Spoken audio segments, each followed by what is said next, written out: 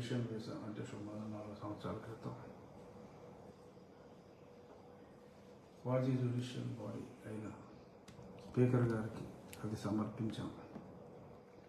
వీరు దాని గురించి మెన్షన్ చేయకపోవటం సమంజసం కాదు. కాబట్టి ఆ పాయింట్ ఆఫ్ వ్యూలో ఈ కేసు కొట్టేయాలి. ఆయన అబద్ధం చెప్పాడు వైఎస్ఆర్సీపీ ఎంపీ అని, ఆర్ రేదర్ ఒక నిజం చెప్పలేదు, ఆయన మీద డిస్క్వాలిఫికేషన్ పిటిషన్ ఫైల్ చేశారు అని. అంటే ఇప్పుడు నేను జగన్మోహన్ రెడ్డి గారి మీద ఒక పిటిషన్ ఫైల్ చేశాను. పిటిషన్ ఫైల్ చేసి